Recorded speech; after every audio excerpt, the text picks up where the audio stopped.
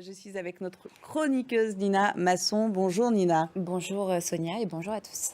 On commence donc par le coup d'envoi de Série Mania. C'est le Festival de Cannes des séries. Comme tous les ans, Lille accueille jusqu'au 22 mars les grands noms de l'univers sériel du monde entier. Au programme cette année, 52 séries venues de 21 pays différents, dont pour la première fois l'Afrique du Sud, la Lettonie et la Nouvelle-Zélande. Alors parmi elles, 26 sont présentées en avant-première mondiale avec à la clé, comme toujours, 4 récompenses, Grand Prix, meilleur scénario, meilleure actrice et meilleur acteur. Ce sera donc aux membres du jury de les décerner. Un jury donc présidé cette année par le réalisateur américain Zal Batmanglij. Et parmi elles figure une production 100% française qui ne vous a pas échappé. Oui, il s'agit de la série Dans l'ombre, l'adaptation du thriller politique écrit par l'ancien Premier ministre Édouard Philippe. Et signe que Série Mania est aussi devenu le miroir des chocs politiques et internationaux de notre époque. Eh bien, alors la grève des scénaristes aux États-Unis a aussi largement réduit la présence américaine, ce qui n'empêche pas le festival de s'enorgueillir d'un gros coup en ouverture avec la projection d'une série événement. On continue notre tour des séries avec La Fièvre sur Canal+, qui tend là aussi un miroir glaçant à notre époque. 6 épisodes qui explorent les fractures identitaires au sein de la société française par le prisme du football. Alors, la séquence est évidemment relayée sur les réseaux sociaux. Elle va provoquer la sidération. La tempête médiatique peut alors commencer.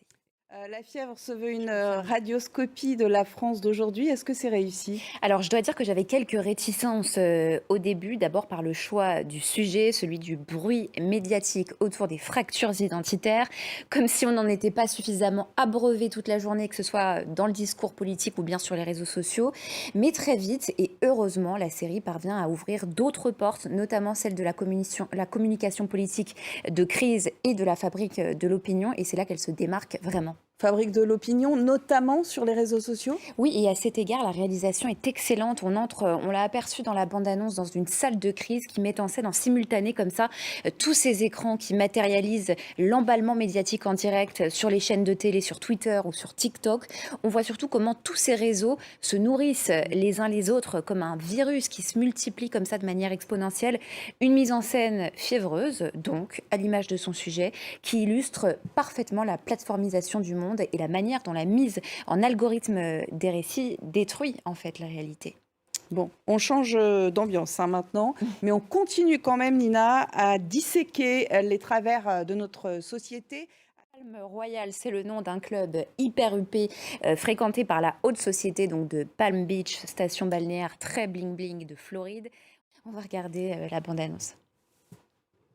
Oui, parce qu'effectivement, derrière tout ce vernis glamour que peut avoir la série, se dévoile en fait cette quête à la fois pathétique et désespérée d'ascension sociale du personnage. Voilà, et c'est vrai que la forme est extrêmement travaillée, filtrée, retouchée. Il y a pour moi beaucoup, un peu trop de moyens peut-être mis sur les costumes, sur le décor, le maquillage, peut-être au détriment du fond. Vous vous ferez votre propre avis. Mais avec plaisir, parce qu'en plus, j'adore Laura Dern. Moi Donc, aussi, voilà, exceptionnel alors. actrice exceptionnelle. Et justement, Nina, on prend maintenant un peu de hauteur avant de se quitter avec The Regime, une fiction implacable. C'est une série écrite par l'un des scénaristes de Succession, Will Tracy, réalisée par Stephen Frears et Jessica Hobbs. Donc il y a un ton tragi-comique qui porte le tout. La série a été saluée de manière quasi unanime par la critique. Elle est à découvrir en France sur Prime Video, mais avec le pass Warner. Ah oui, quand même. Bon. Toujours cette histoire de pass Warner qui vient nous embêter. Merci infiniment, Nina Masson. Merci pour Sonia. tous ces conseils avisés.